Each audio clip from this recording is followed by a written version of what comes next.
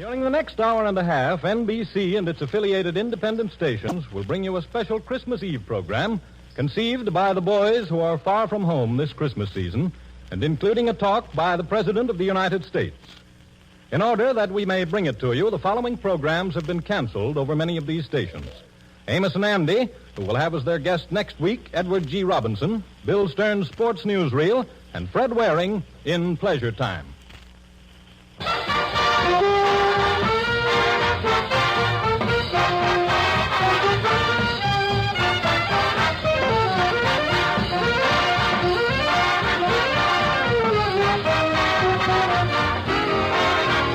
Standing by in Hollywood to conduct this worldwide tour are Lionel Barrymore, Bing Crosby, and Bob Hope. And now, let me introduce the man whose portrayal of Scrooge from Dickens' immortal Christmas Carol has become an American tradition this time of the year. Mr. Lionel Barrymore.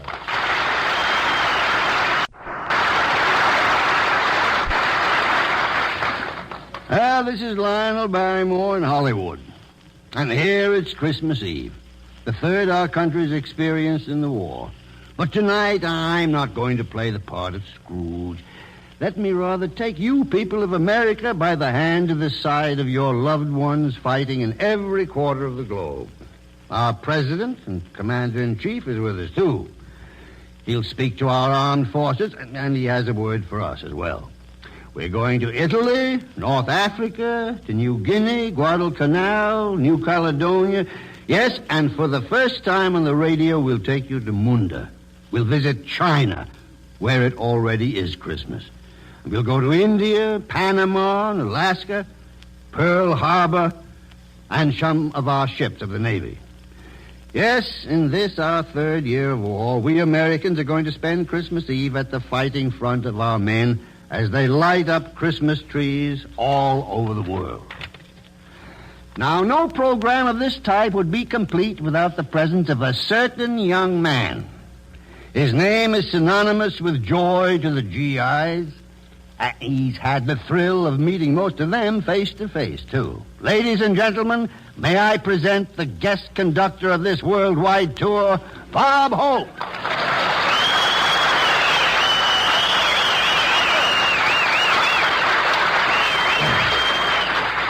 Thank you, relatives. How do you do, ladies and gentlemen? This is Bob Christmas Eve Hope, telling all you Americans to keep backing up our boys, and when Santa comes down from the ice and snow, he'll find us sticking together like Franklin, Winston, and Joe. Yes, sir. I'm very happy to be on this wonderful Christmas Eve show. Christmas is so exciting here. You should see the Christmas trees in Hollywood Boulevard tonight. They floated down from the Yukon last week. I don't mean to say that the snow has been that loose everywhere. I understand it's so cold in the Middle West that even the Republicans are waiting for the fireside chats.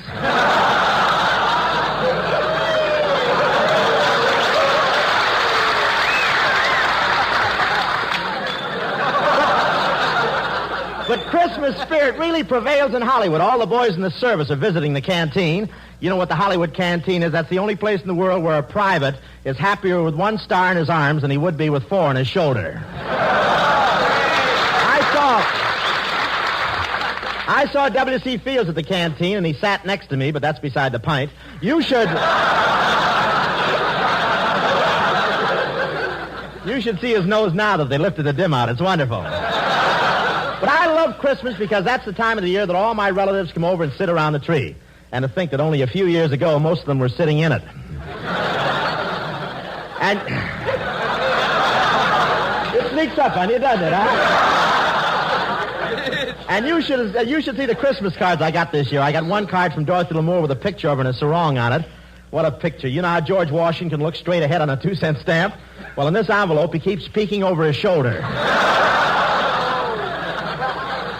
I got a lot of presents, but I received one present I heard ticking, so I threw it right into the bathtub, but I'm afraid I was a little hasty. Now I've got the only clock in the world where the cuckoo comes out every hour and blows bubbles. Crosby gave his kids Indian outfits with real feathers. I don't know where he got the feathers. All I know is that yesterday I saw a stork flying over Los Angeles in a bathrobe.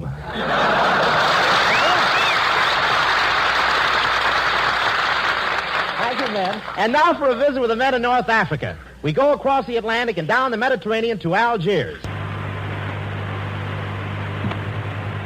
It's now after 3 o'clock on Christmas morning in Algiers. Less than 2 hours ago, the last soldier attended the midnight mass checked in his barracks. It's quiet now, but in this headquarters city, men and women are working. There are the truck drivers and railway engineers getting supplies up forward, the anti-aircraft gunners watching, the signal operators sending messages. In a few hours, another working day begins for everyone. But in spite of work and war, the generous spirit of Christmas is not forgotten. Hardly a barracks or company street is without its old-fashioned American Christmas tree, and hundreds of parties have been given by Army and Navy men for the children of North Africa. A typical one took place this afternoon at the Red Cross Club, where the men of the 12th Air Force Fighter Command entertained French war orphans. Here's one of the French-speaking Santas, Sergeant John Stewart of Sheffield, Alabama. Sergeant, did the youngsters enjoy themselves? You never saw 56 kids so happy and excited. They haven't had much in the past few years, and the Fighter Command has rather adopted them. We're going to give them their Christmas dinner tomorrow. What happened at the party? Well, there was French and American carol singing, a Mickey Mouse movie, and we gave each boy and girl his own big shopping basket full of woolen clothes, toys, candy, nuts, and fruits. The men in the Fighter Command had contributed money and their rations, and even Christmas food from home. Thank you, Sergeant Stewart. We in Africa are with you at home in spirit tonight. If Bing Crosby is around, tell him to wrap up a Christmas carol and put it under a Christmas tree for us. We return you to America. Glad to oblige, boys. Major Eddie Dunstetter and the Army Air Forces Orchestra is here with us.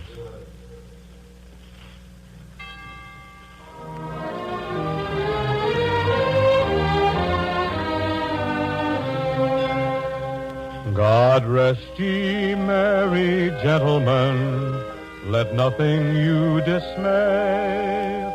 Remember Christ our Savior was born on Christmas Day to save us all from Satan's power when we were gone astray. Oh, tidings of comfort and joy, comfort and joy. Oh, tidings of comfort and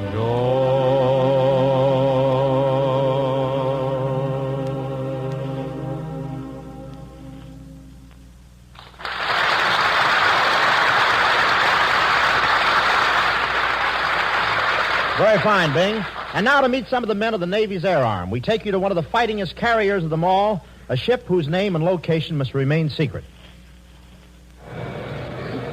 Now we are speaking to you from one of the greatest fighting ships in the United States Navy, an aircraft carrier. This is a flat top.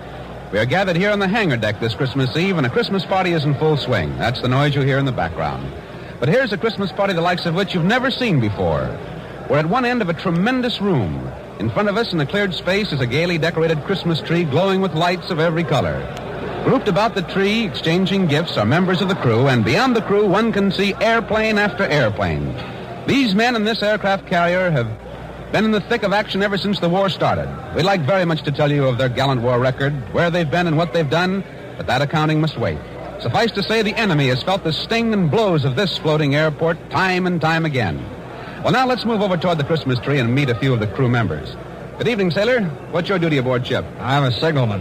What's your actual duty? I stand by to receive signals that may change the course and speed of our ship. And how do you like spending Christmas Eve aboard an aircraft carrier? Well, naturally, I'd like to be spending it home with the folks, but I think I have a mighty important job to do here. Good for you, lad. Now, here's a bosun mate second class. What's your battle station, sailor? Sky forward. And where's that? The control station in the forward part of the ship. What do you do there?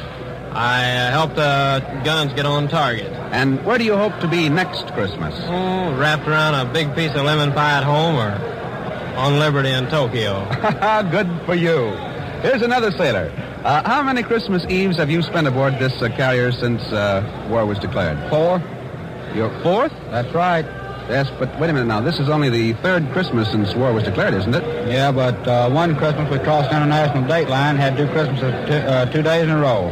Christmas 2 days in a row. You've had all sorts of Christmas celebrations. Are you looking forward to next Christmas? Sure am. I'm looking forward to be back in Tennessee. Boy, oh, boy. I'll bet you'll be there, too.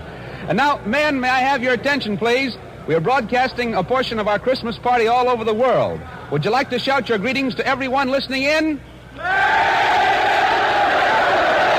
Ah, that's grand. And now from this aircraft carrier to meet some of the boys in the Merchant Marine, we go to the Seamen's Church Institute.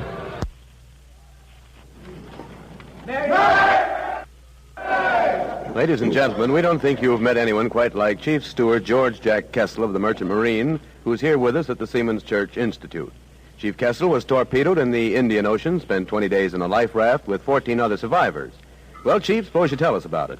Well, when the ship was hit, I was below playing my mandolin. I ran up on deck and tossed the mandolin into my lifeboat. Then I went around, tried to scare up some food. But as it turned out later, the mandolin was almost as important. Important as food? Why was that? Well, we needed more than food and water to keep our courage up. So I'd start singing and playing all the old favorites at first. Then later, I started making up songs of my own about the boys in the boat, the folks at home, and the things we talked about mostly home. Well, tell us some of the titles. Well, I wrote Hats Off to the Merchant Marine, Heroes and Dungarees, Please Stay Out of My Dreams, I Haven't Forgotten the Thrill of Your Kiss, Let's Turn Back the Clock, and some others. Well, I've really heard your songs, and I think they're swell. But tell me, did they really help? Yes, sir, they sure helped a lot. 1 biscuit and 5 ounces of water a day isn't very much to go on for 20 days. Without those songs, the boys all felt that we couldn't have made it. Well, Chief, you're probably the only composer who ever wrote his songs in a life raft. And I'll bet no composer ever had a more appreciative audience. Well, I know this. Nobody, songwriter or not, ever sailed with finer men than I've lived and worked with in the Merchant Marine for the last 15 years. And you can bet this. We'll keep them sailing until we win. Well, thanks, Chief Steward George Jack Kessel, who turned back death at sea with a song. And now, friends, one of the outfits sharing in the credit of winning the Battle of the Atlantic is the United States Coast Guard. So, for a Christmas Eve visit to these boys, we take you aboard a Coast Guard cutter. Here we are aboard a Coast Guard cutter. After taking a peek at his face, I'm willing to lay 6 to 5 he doesn't even make the arch. But he finally gets there with everybody laughing and clapping their hands, and the preacher comes forward, and Dave the Dude looks happy as never seen him look before in his life as they all get together under the arch of flowers. Well, all of a sudden there is a terrific racket at the front door of the Woodcock Inn. And in comes a doll about 4 feet high and 5 feet wide. In fact, I never see such a wide doll. She looks all hammered down. Her face is almost as wide as her shoulders, and she makes me think of a great, big, full moon. She comes in bounding in like, and I can see that she's all trained up about something. As she bounces in, I hear a gurgle. And I look around, and I see Walter Winchester slumping down to the floor, almost dragging Miss Billy Perry with him. Well, the wide doll walks right up to the bunch under the arch and says in a large, bass voice, "Which one of you is Dave the Dude?" "I'm Dave the Dude," says Dave the Dude, stepping up. "What do you mean by busting in here like a walrus and gumming up our wedding?" "Oh, so you're the guy who kidnaps my ever-loving husband to marry him off to this little red-headed pancake here, are you?" The white doll says all of that, and at the same time looking at Dave the Dude, but at the same time pointing at Miss Billy Perry. Well, now, calling Miss Billy Perry a pancake to Dave the Dude is a very serious proposition, and Dave the Dude gets very angry. "Now listen here," Dave the Dude says. "You better take a walk before somebody clips you." Well, that's a very good story, sailor, but apparently not the right story. Now let's go to London. Come in, London.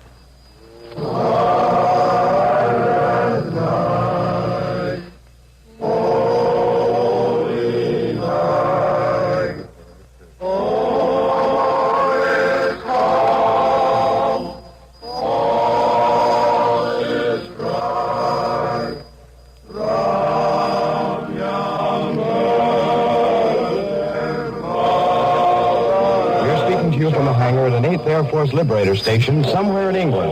There was a party at the Aero Club tonight. The long, narrow room had been decorated with Christmas trees and evergreen boughs and red crepe paper. 30 of the men, combat and ground personnel, enlisted men and officers got together and sang Christmas carols as a part of the program. 3:15 European Theater of Operations. The night is silent, but this Liberator base never sleeps, even on Christmas Eve. By air, the enemy is only a few minutes away. The men who are safeguarding the present and those who are preparing for the future are hard at work. And one of them, whose task is less grim than the others, is Technical Sergeant Nicholas L. Visco of Bridgeport, Pennsylvania. What are you doing at this hour of the morning, Sergeant? Roasting turkeys, and the boys realize that a lot of folks are doing without it, so we can have it here. We want to thank them for the small Christmas present. And that goes for all of us. Would you like to know what I'm doing about dessert? Absolutely. It's ice cream. We save our rations of powdered milk and powdered eggs, and I got a hold of some cocoa and cornstarch, all of which adds up to ice cream. Ah, good deal, Sergeant. Here's another man who works all round hours. Technical Sergeant John R. Wade of Taunton, Massachusetts, a member of the ground crew. Am I right about the hours, Sergeant? We're on 24-hour call, sir. Even on Christmas Eve? Even on a Christmas Eve. And that's why we brought our microphone to your workshop, to let you say Merry Christmas back home tonight. Merry Christmas, Mom, and everybody. And now, speaking for all the gunners in the European theater, is Staff Sergeant John Galanis of Plymouth, Pennsylvania, who has been on 19 missions and wears the Distinguished Flying Cross and the Air Medal with 2 clusters. Well, the best way I can put it is this. There's one ship in our group called Heaven Can Wait. It'd be like heaven to be home for Christmas this year, but heaven not only can, but has to wait until our job is finished. For the pilots, navigators, and bombardiers, First Lieutenant Alan L. Green of Oregon City, Oregon. The lieutenant is 21, has been on 17 missions, and wears the Distinguished Flying Cross, the Purple Heart, and the Air Medal. Lieutenant? I feel the same way the sergeant does. We've enjoyed the presents and the Christmas greetings we've had from home. We'd like to return every Merry Christmas in person, but it's back to duty now.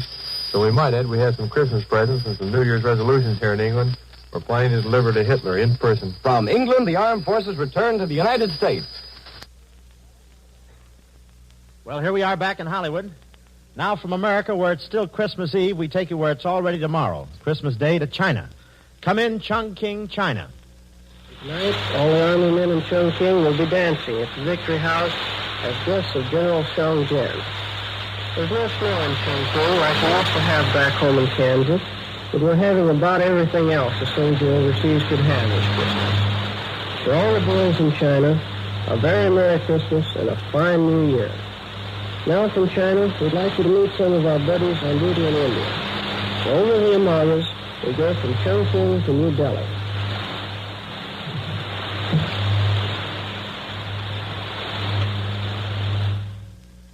Those boys out there in India evidently can't hear me, but they're definitely on our Christmas list, and we've got a long one tonight.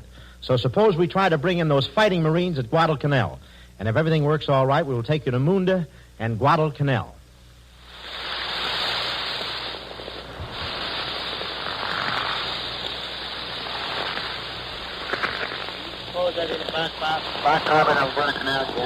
What's the matter with you, Frank? Well, I had to rush through my dinner so I could get here. You know how I feel, don't you? Yeah, me too. We had a dinner. We just had our Texas dinner. Seaman First Class Frank Rosen. And I am Seaman First Class Jim Horshaw. I'm from Detroit, Michigan, and Frank is from Huntsville, Alabama. Yeah, we rushed up through our turkey stuffing and pudding. Say, Jim, I have it rushed up this that they ran for a festival. That's not so long ago, just a few weeks back. See, I used to look up out of that rusty hole in the ground and think of my folks fast asleep down in Alabama. We can say that again. Let's give the folks a hot toast. Hacked up, I think.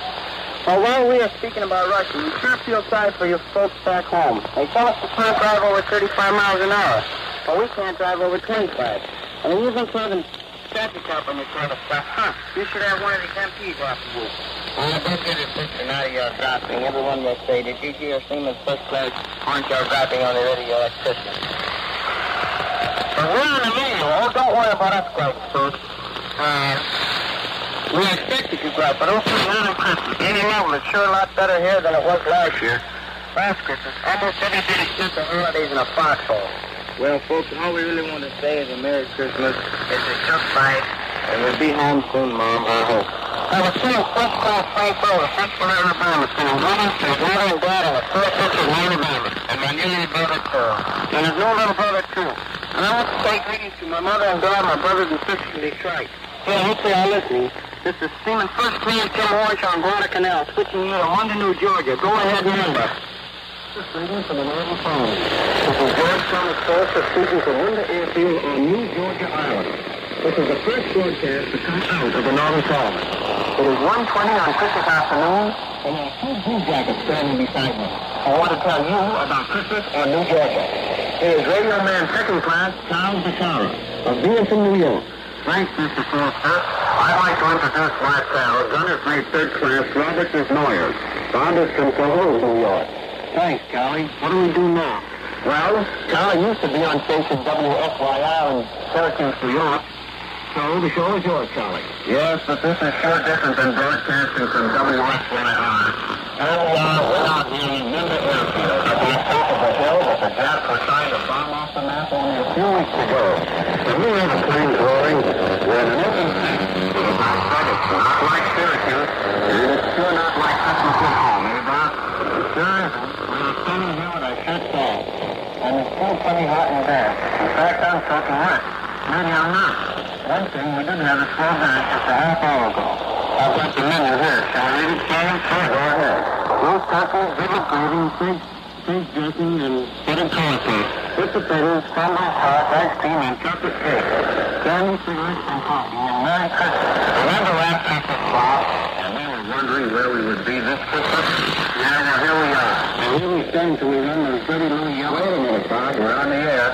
And while we are, I'd like to say greetings to my mom and dad and my whole family and the staff at WFYR. I hope to be back with you soon. Me too. Christmas greetings to my mom and dad and family in Cahos. And a special greeting to Ruth. I want to get this out and go home and read it all along. Thank you, fellas. Thank you, Charlie, and Bob Desnoyers. I hope you're faithful listening because you're on the first broadcast of winter. This is your NBC war reporter, George Thomas Foster, speaking from New Georgia in the Northern Solomon. I now switch you to the mainland.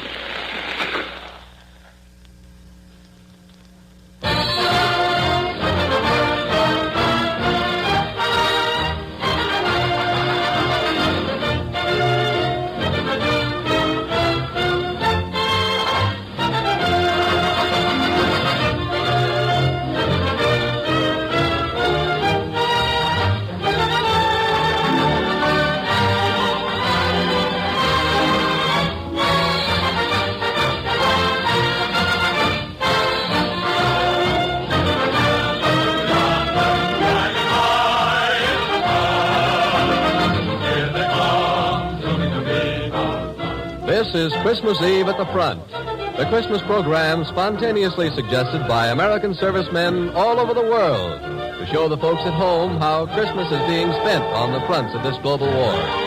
This program is being presented by the 4 major networks. We pause briefly for station identification. Out in the Pacific, our boys have given a mighty good account of themselves, and some of them are spending this Christmas in the hospital. So, for a visit with the wounded in New Caledonia, we take you to New Maya. This is New Maya, New Caledonia. It's the afternoon of Christmas Day here. While you at home are getting ready for your Christmas. This program comes to you from the ward in an Army hospital. There are rows of white cots occupied by our boys who have been injured in battle. Let's listen to Miss Boyer, the day nurse, who's talking to one of the patients. Hey, Charles, how are you making out with that turkey? I can do it all right. I've got to learn to do things for myself. See? You should have allowed time how to untie a knot with my thumb and third finger. There, I've got it. Well, I'm supposed to take you in a jiffy, and none of them fine. Golly, candy and fish cake, too. I knew you'd figure out how to get into wrestling. You know you've helped me a lot, Miss Berger. Everybody has. Just think, I get you sing now twice a week over the radio. Where'd you learn to sing, Charles? Back home. That's what I did before the war. My last job was in Baltimore. And when I get back to the States, the Army will fix me up with a new leg, and you don't need an arm to sing with. I'll get along fine when I get that leg. I know you will, Charles. Say, Charlie, how about a song? Yes, give us White Christmas. Tom, get that guitar beside you, Dad, and we'll have a bit of music. Okay, if Charlie will sing. Sure, I'll sing, but I won't. I'll let you Christmas.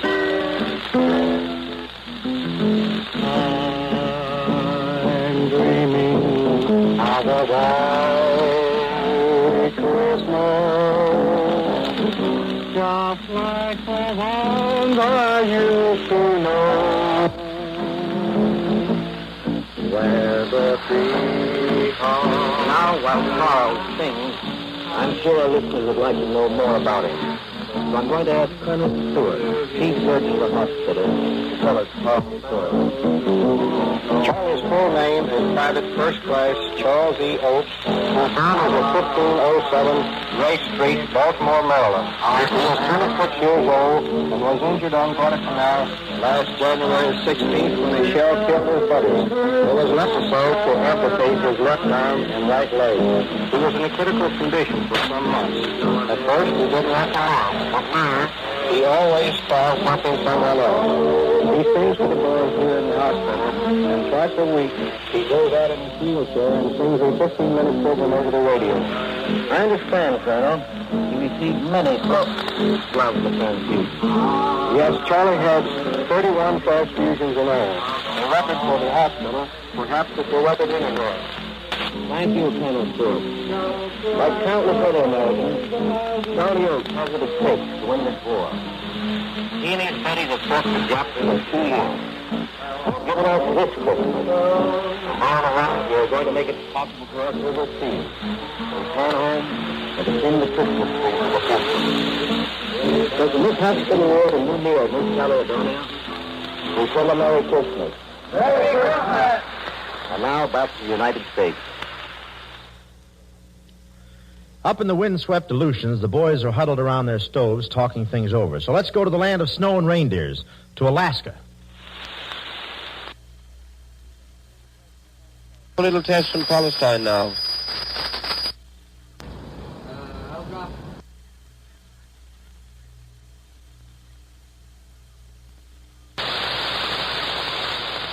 Come in, Alaska.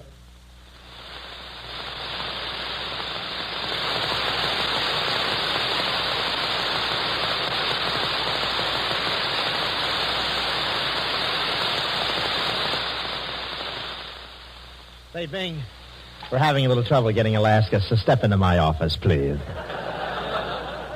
Is that what you meant? You look fine tonight. You look well. You look grand. Like my tent? Isn't that a wonderful thing? What button do you push to get KECA? What are you doing? That's the wrong network. We're on KFI. Sorry, John. Do you like this little suit I have on? Yes, looks something like an unmade bed. Look who's talking. Are those your pants or are you dancing with somebody? Bing, this is a little suit. It's a little suit I had made for me in Pittsburgh. Where were you at the time? I was...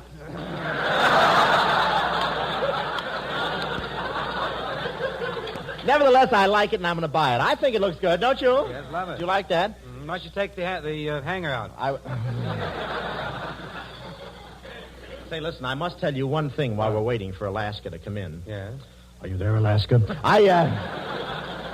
While I was over in Africa, that when the man puts his nose, that means we're right there. If he holds it, look out. Look, I want to tell you. Ernest Hemingway told me to thank you. He did? For what? While I was over in Africa, I met Hemingway, and he told me to thank you. Nice to hear. For what? Why well, he saw your horses run, and he got the idea for whom the bell tolls.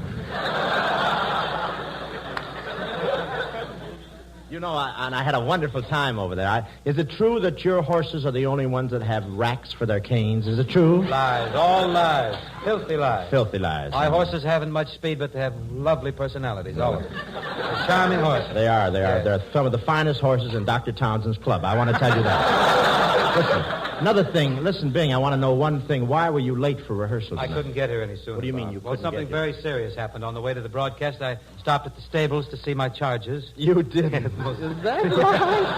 I understand you have new stables down there by the Southern Pacific where the Super Chief goes by. That's right. The other day, the Super Chief went by and Bing lined all his horses up and said, "See, that's what I mean."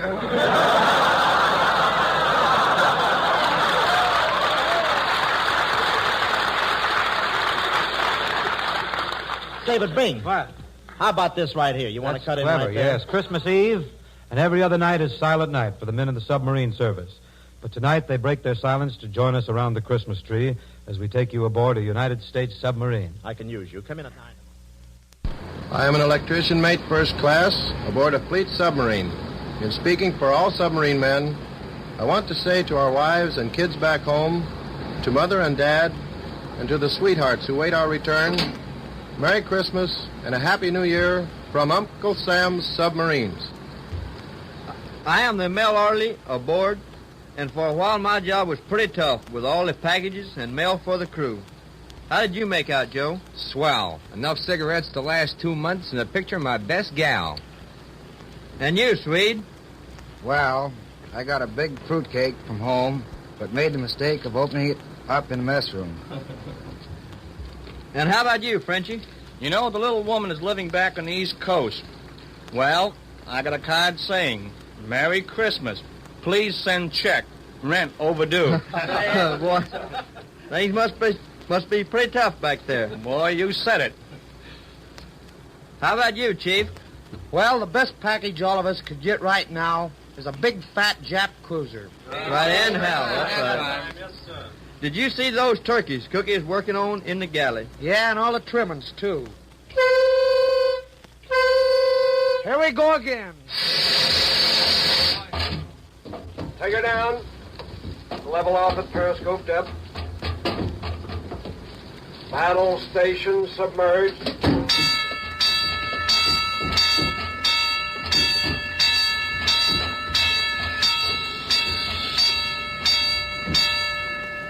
Hey, Doc, what'd you see up there? Boy, there's a big, fat Jap cruiser dead ahead. We in the Navy are mighty proud of what our buddies in the Marines and the Army have been doing in the Southwest Pacific. So from this submarine, let us go across the Pacific to New Guinea. Come in, New Guinea.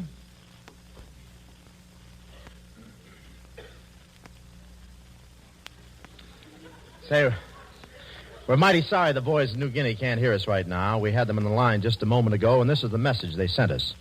It's Christmas Day here in New Guinea. All over this island, American and Australian troops, together with their native helpers, have managed to observe the holiday to the best of their ability. Some were able to sing a carol or two last night, and a surprising number contrived to attend the religious services held last night and still being conducted today from the north bank of the Massawong River to the bomb-scarred chapels of Port Moresby. But everyone found time to open his presents and read his mail. Other than these activities, Christmas on New Guinea is a case of it being Saturday and another day of war. Trucks going toward or coming back from the war. Planes are either going out or returning from combat missions. And every once in a while, a line of natives passes by, silent and intent on holding up their end of the fight. I wish you had a chance to talk to some of our boys out here. There is Staff Sergeant Paul Blasewitz, formerly the Bronx of New York City, and now with the Troop Carrier Command. Blasewitz is a tail gunner in a flying fortress. Only they don't carry bombs, they carry freight. They call them fighting freighters because that's where they haul things they've also got to be able to fight. This is his second Christmas out here, but he says this one is a lot better than last year because they're better organized for things like Christmas. For instance, this morning he made his usual run, but by the time we hauled some stuff over to the boys at Arroway, that's over on New Britain, and the Japs didn't give us any trouble at all. Just now, Blasewitz is taking it easy, waiting for the next job to come along. And then there are the Australians down here. Boy, what a bunch of fighting men. Just now, many of them are spending their Christmas up in the Ramu Valley. You know, they've got a funny custom in the Australian Army. All of the officers roll up their sleeves and serve the Christmas dinner to the enlisted men. And that's going on today wherever the Aussies are fighting. And that's what's happening out here in New Guinea. We know that all you people back home are working with all your might to make such a broadcast as this completely unnecessary on Christmas Day of 1944. And that's the message. Well, believe me, fellas, we can't wait till the American forces return to the United States, but we realize there still is a big job ahead. A very big job to be done on both sides of the war and home fronts, and the sooner we finish both jobs, the sooner our boys will come home. You know, Robin, the Navy is doing a huge share of that job, too. Boy, you can say that again, Bing.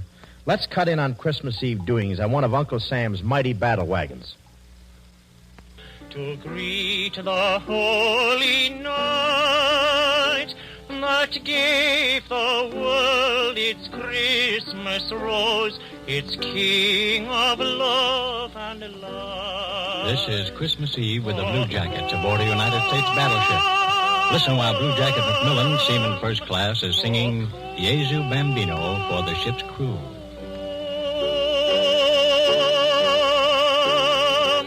Oh, come, let us adore him.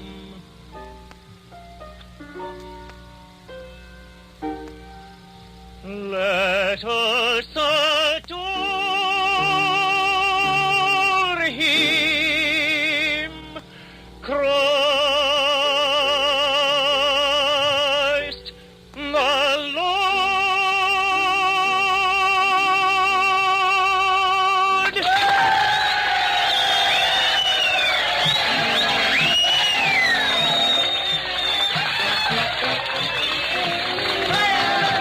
All this is taking place down in Crew's quarters with the men gathered around their tree. It's a swell party that's been going on for some time, and there's lots more to come. Here's Chester William Smith, who has been emceeing the fun for the crew. Chet, are the boys having a good time? Yes, sir. Did the men get all their packages and mail from home? You bet. And all those packages and all that mail made it a great Christmas. Okay, fella. We know you're going to top it all off with a grand turkey dinner tomorrow, but right now, let's get back over there with the band and sailing, sailing.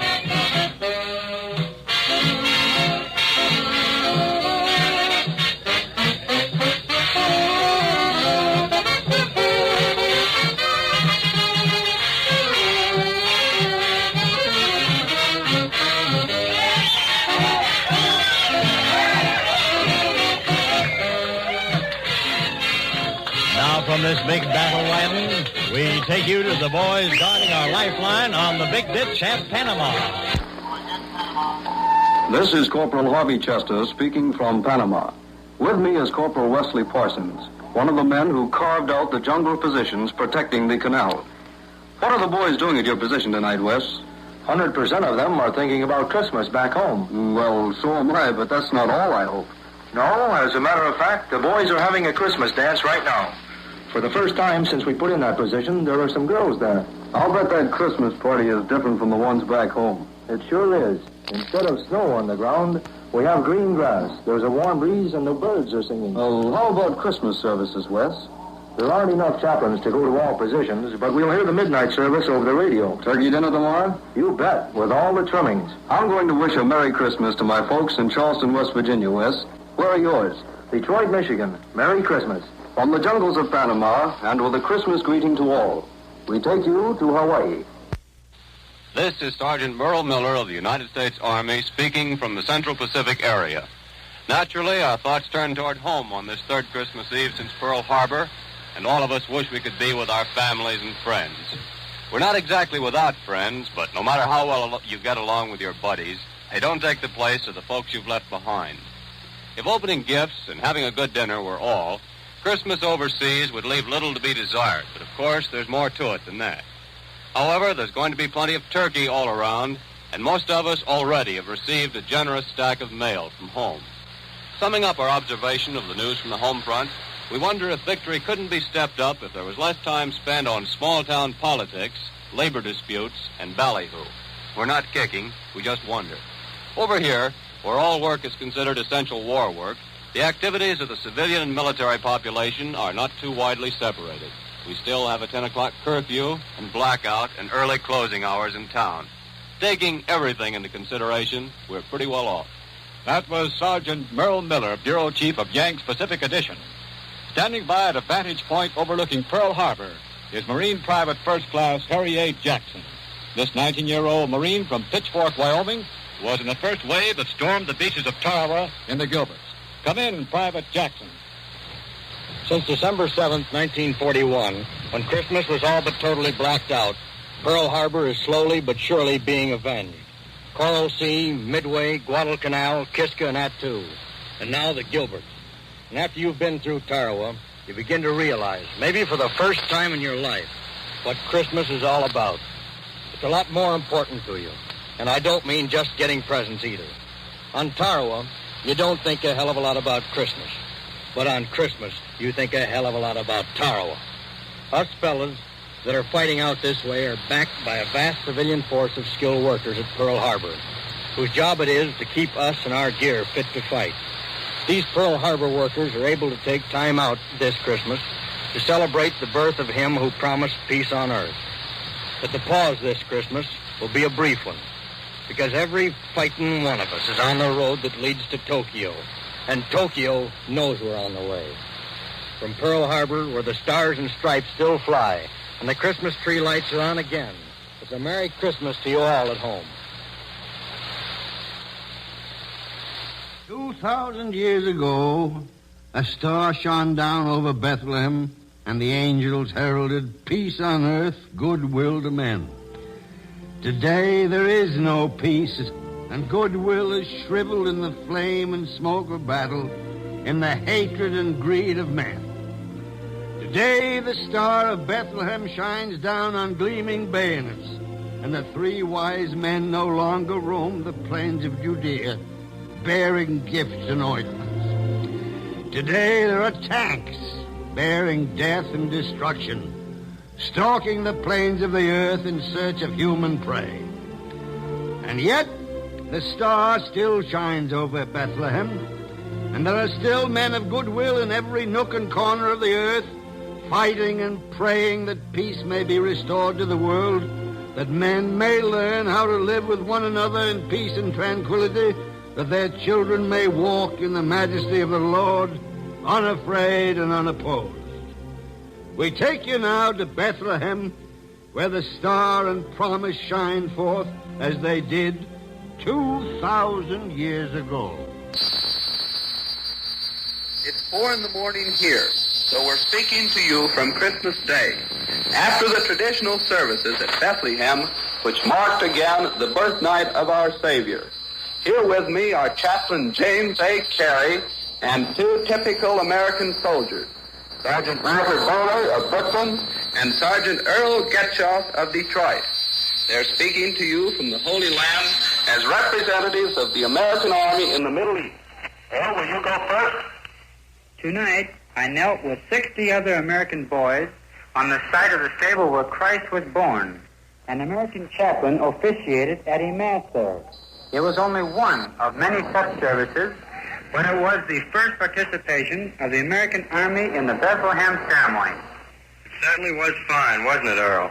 I kept remembering, as I watched the ceremonies in the church of the Nativity, that Christmas had been celebrated there for 1,600 years. Me too, Walter. It's been a Christmas Eve I'll never forget. The church was filled with uniformed men, Americans, British and Polish. So I knew there was still a war on, but somehow or other I felt there would soon be peace on earth again. And you, Chaplain Carey? My only viewpoint now springs from my job as Chief of Middle East Chaplain. I want to tell all you people back home that some of your boys have had a very fine experience. It seems to me that they will be finer men and finer Americans for having made this pilgrimage to the birthplace of our Lord. And now, as the Star of Bethlehem shines down, the Middle East Armed Forces return you to the United States.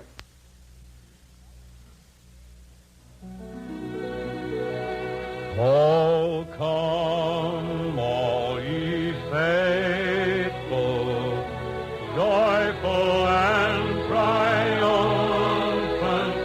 Oh, come ye to Bethlehem.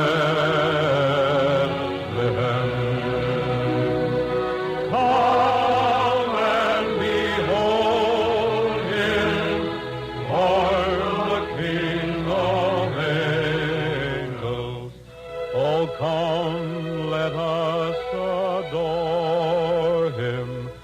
Oh, come, let us adore him.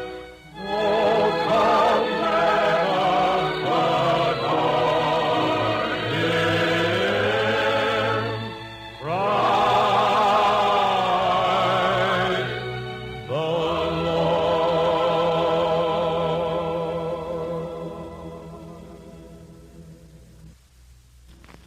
the Earlier today, the President delivered an important address to many of our people stationed overseas and to those of us at home. In order that those who didn't hear his message may have an opportunity to hear it, we present a recording of that speech. Ladies and gentlemen, the President of the United States. My friends, I have recently returned from extensive journeyings in the region of the Mediterranean and as far as the borders of Russia.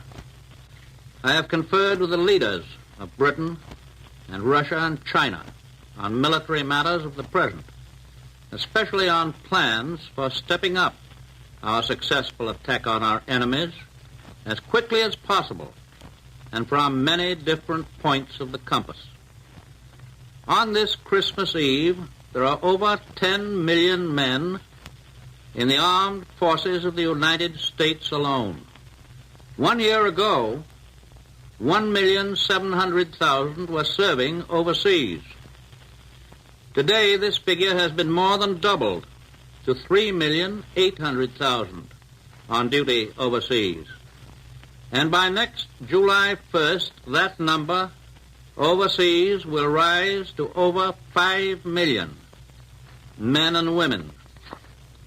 That this is truly a world war was demonstrated to me when arrangements were being made with our overseas broadcasting agencies for the time for me to speak today to our soldiers and sailors and Marines and merchant seamen in every part of the world. In fixing the time for this broadcast, we took into consideration that at this moment here in the United States and in the Caribbean and on the northeast coast of South America, it is afternoon. In Alaska and in Hawaii and the mid-Pacific, it is still morning. In Iceland, in Great Britain, in North Africa, in Italy, in the Middle East, it is now evening. In the Southwest Pacific, in Australia and China and Burma and India, it is already Christmas Day. So we can correctly say that at this moment, in those far eastern parts where Americans are fighting, today is tomorrow. But everywhere throughout the world, through this war that covers the world, there is a special spirit that has warmed our hearts since our earliest childhood. A spirit that brings us close to our homes, our families, our friends and neighbors, the Christmas spirit of peace on earth, goodwill toward men. It is an unquenchable spirit. During the past years of international gangsterism and brutal aggression in Europe and in Asia, our Christmas celebrations have been darkened with apprehension for the future. We have said Merry Christmas and Happy New Year, but we have known in our hearts that the clouds which have hung over our world have prevented us from saying it with full sincerity and conviction. But even this year, we still have much to face in the way of further suffering and sacrifice and personal tragedy. Our men who have been through the fierce battles in the Solomons and the Gilberts and Tunisia and Italy know from their own experience and knowledge of modern war that many bigger and costlier battles are still to be fought. But on Christmas Eve this year, I can say to you that at last we may look forward into the future with real, substantial confidence that however great the cost, peace on earth, goodwill toward men can be and will be realized and ensured. This year I can say that. Last year I could not do more than express a hope. Today I express a certainty, though the cost may be high and the time may be long. Within the past year, within the past few weeks, history has been made. And it is far better history for the whole human race than any that we've known or even dared to hope for in these tragic times through which we pass. A great beginning was made in the Moscow Conference last October by Mr. Molotov, Mr. Eden, and our own Mr. Hull. There and then the way was paved for the later meetings. At Cairo and Tehran, we devoted ourselves not only to military matters, we devoted ourselves also to consideration of the future, to plans for the kind of world which alone can justify all the sacrifices of this war. Of course, as you all know, Mr. Churchill and I have happily met many times before, and we know and understand each other very well. Indeed, Mr. Churchill has become known and beloved by many millions of Americans, and the heartfelt prayers of all of us have been with this great citizen of the world in his recent serious illness. The Cairo and Tehran conferences, however, gave me my first opportunity to meet the Generalissimo, Chiang Kai-shek, and Marshal Stalin, and to sit down at the table with these unconquerable men and talk with them face to face. We had planned to talk to each other across the table at Cairo and Tehran, but we soon found that we were all on the same side of the table. We came to the conferences with faith in each other, but we needed the personal contact. And now we have supplemented faith with definite knowledge. It was well worth traveling thousands of miles over land and sea to bring about this personal meeting and to gain the heartening assurance that we are absolutely agreed with one another on all the major objectives and on the military means of obtaining them. At Cairo, Prime Minister Churchill and I spent 4 days with the Generalissimo, Chiang Kai-shek. It was the first time that we'd had an opportunity to go over the complex situation in the Far East with him personally. We were able not only to settle upon definite military strategy, but also to discuss certain long-range principles which we believe can assure peace in the Far East for many generations to come. Those principles are as simple as they are fundamental. They involve the restoration of stolen property to its rightful owners and the recognition of the rights of millions of people in the Far East to build up their own forms of self-government without molestation. Essential to all peace and security in the Pacific and in the rest of the world is the permanent elimination of the Empire of Japan as a potential force of aggression. Never again must our soldiers and sailors and Marines and other soldiers and sailors and Marines be compelled to fight from island to island as they are fighting so gallantly and so successfully today. Increasingly powerful forces are now hammering at the Japanese at many points over an enormous arc which curves down through the Pacific from the Aleutians to the jungles of Burma. Our own Army and Navy, our air forces, the Australians and New Zealanders, the Dutch and the British land, air, and sea forces are all forming a band of steel which is slowly but surely closing in on Japan. And on the mainland of Asia, under the Generalissimo's leadership, the Chinese ground and air forces, augmented by American air forces, are playing a vital part in starting the drive which will push the invaders into the sea. Following out the military decisions at Cairo, General Marshall has just flown around the world and has had conferences with General MacArthur and Admiral Nimitz, conferences which will spell plenty of bad news for the Japs in the not too far distant future. I met in the Generalissimo a man of great vision, great courage, and a remarkably keen understanding of the problems of today and tomorrow.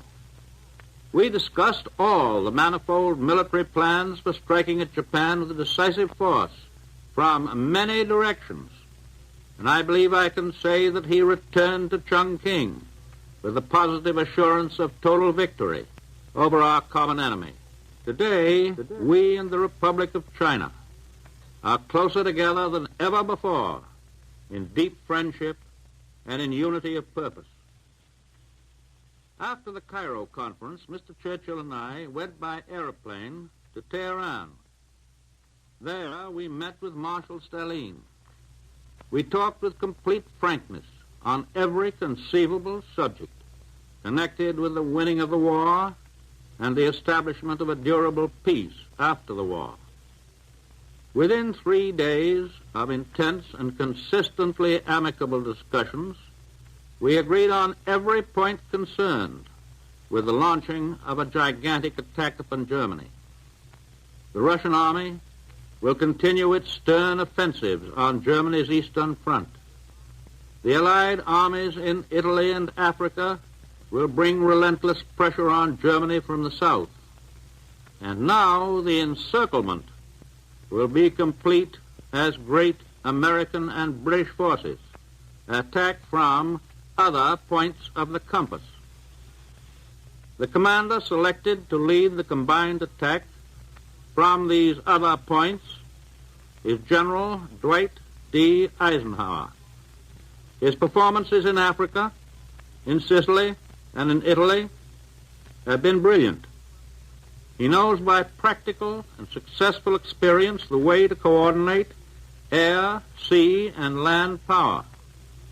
All of these will be under his control.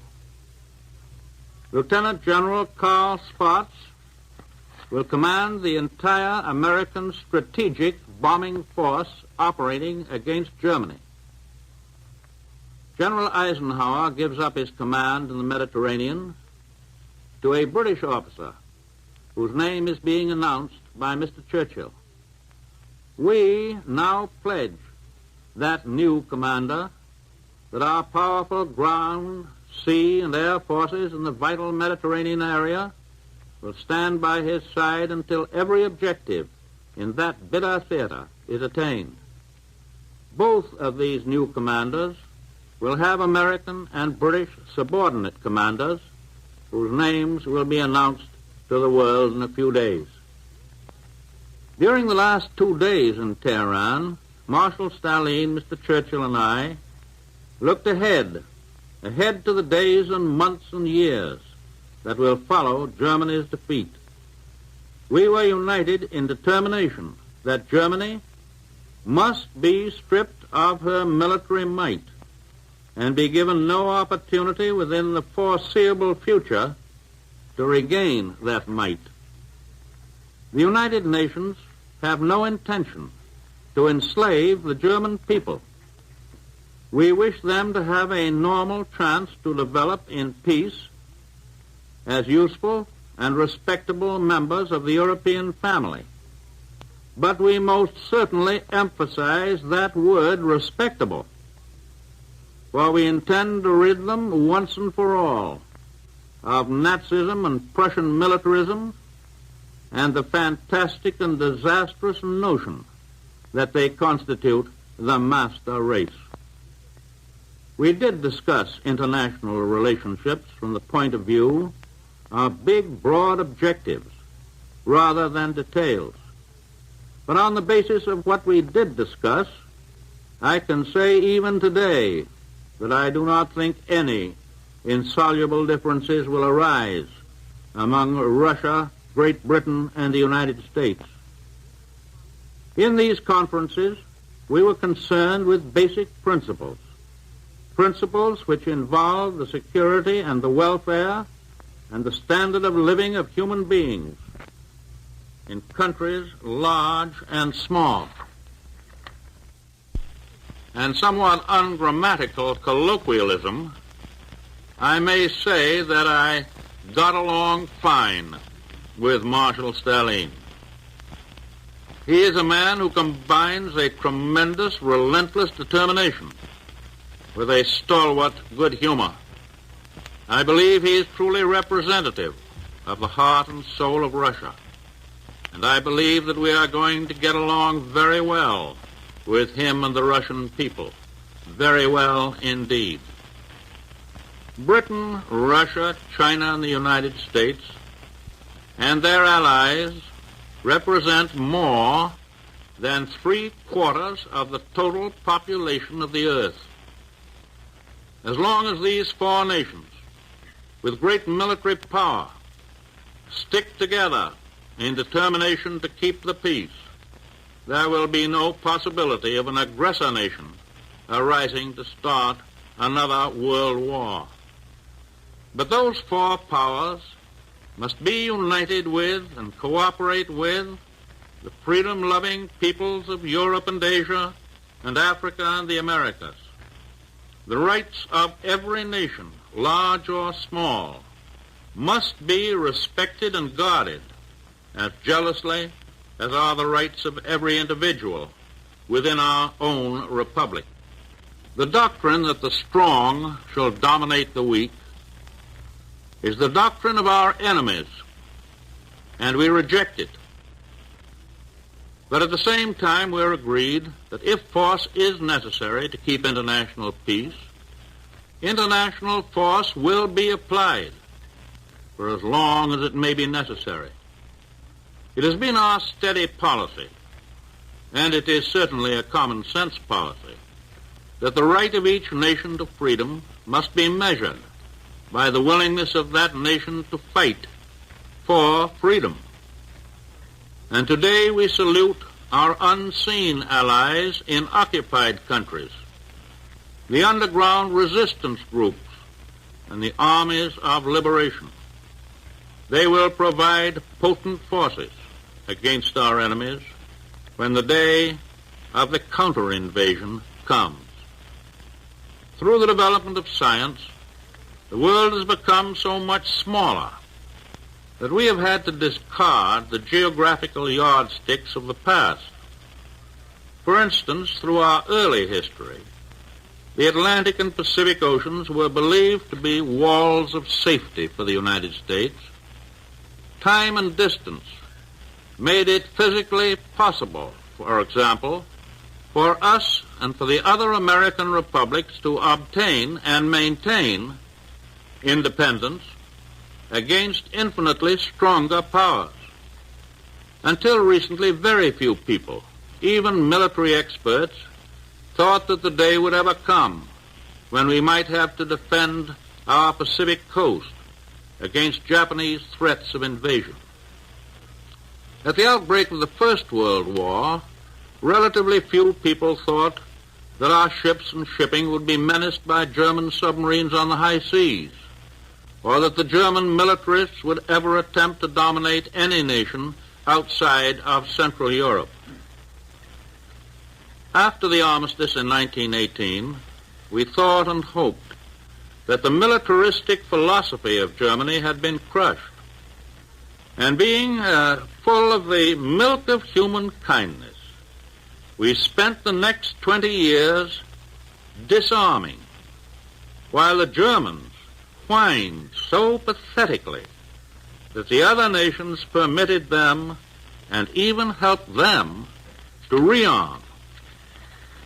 For too many years, we lived on pious hopes that aggressor and warlike nations would learn and understand and carry out the doctrine of purely voluntary peace.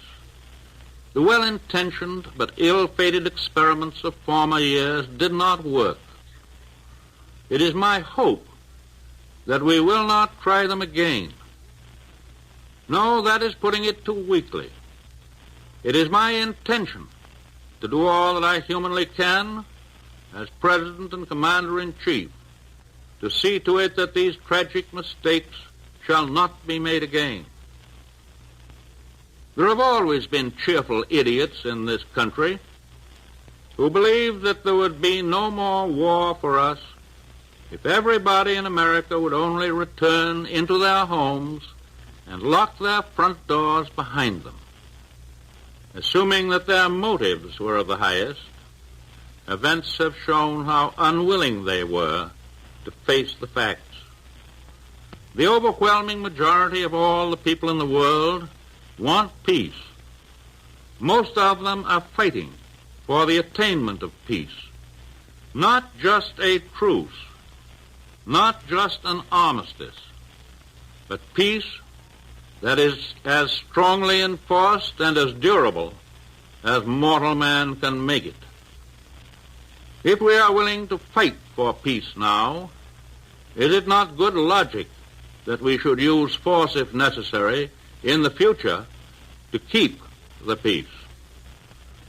I believe and I think I can say that the other three great nations who are fighting so magnificently to gain peace are in complete agreement that we must be prepared to keep the peace by force.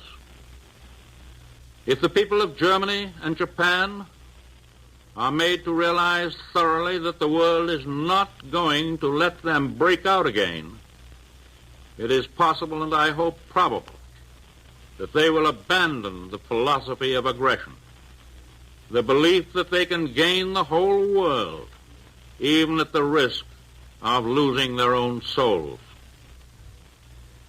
I shall have more to say about the Cairo and Tehran conferences when I make my report to the Congress in about 2 weeks' time. And on that occasion, I shall also have a great deal to say about certain conditions here at home. But today, I wish to say that in all my travels, at home and abroad, it is the sight of our soldiers and sailors and their magnificent achievements which have given me the greatest inspiration and the greatest encouragement for the future.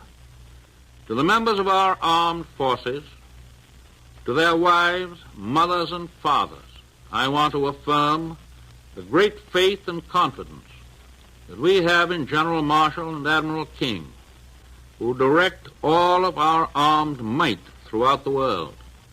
Upon them falls the responsibility of planning the strategy, of determining where and when we shall fight. Both of these men have already gained high places in American history, places which will record in that history many evidences of their military genius that cannot be published today. Some of our men overseas are now spending their third Christmas far from home. To them and to all others overseas or soon to go overseas, I can give assurance that it is the purpose of their government to win this war and to bring them home at the earliest possible time.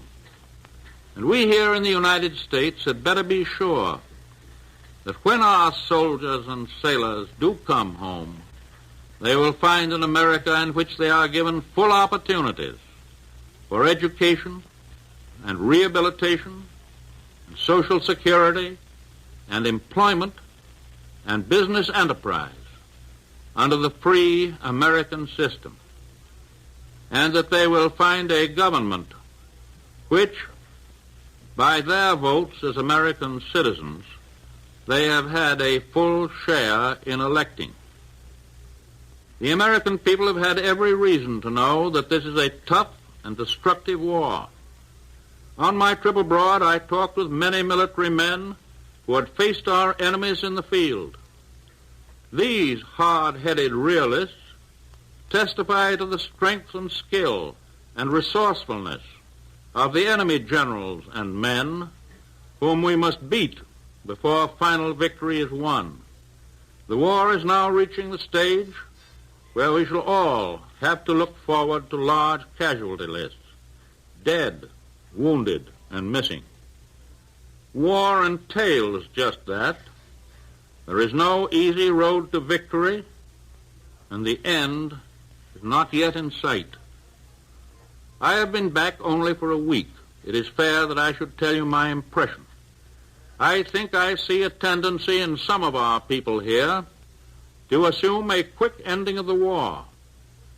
The war and the result means false reasoning. I think I discern an effort to resume or even encourage an outbreak of partisan thinking and talking. I hope I am wrong, for surely our first and most foremost tasks are all concerned with winning the war and winning a just peace that will last for generations. The massive offensives which are in the making, both in Europe and the Far East, will require every ounce of energy and fortitude that we and our allies can summon on the fighting fronts and in all the workshops at home. As I have said before, you cannot order up a great attack on a Monday and demand that it be delivered on Saturday. Less than a month ago, I flew in a big Army transport plane over the little town of Bethlehem in Palestine. Tonight on Christmas Eve, all men and women everywhere who love Christmas are thinking of that ancient town and of the star of faith that shone there more than 19 centuries ago. American boys are fighting today in snow-covered mountains, in malarial jungles, on blazing deserts. They are fighting on the far stretches of the sea and above the clouds, fighting the thing for which they struggle. I think is best symbolized by the message that came out of Bethlehem. On behalf of the American people, your own people, I send this Christmas message to you who are in our armed forces. In our hearts are prayers for you and for all your comrades in arms who fight to rid the world of evil. We ask God's blessing upon you, upon your fathers and mothers and wives and children, all your loved ones at home. We ask that the comfort of God's grace shall be granted to those who are sick and wounded, and to those who are prisoners of war in the hands of the enemy, waiting for the day when they will again be free. And we ask that God receive and cherish those who have given their lives, and that he keep them in honor and in the grateful memory of their countrymen forever.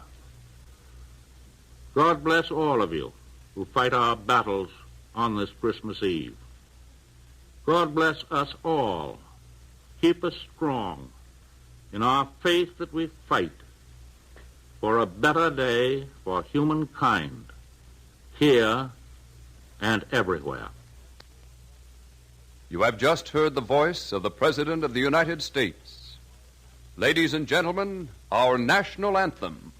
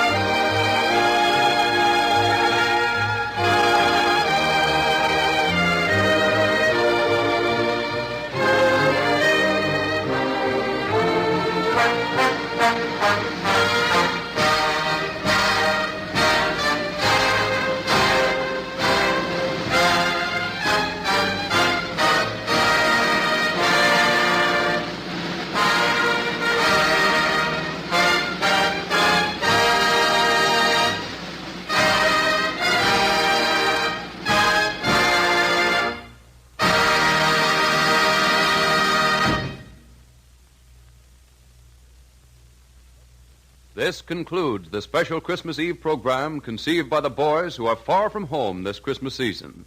They wanted their loved ones to know how they were observing this day away from home.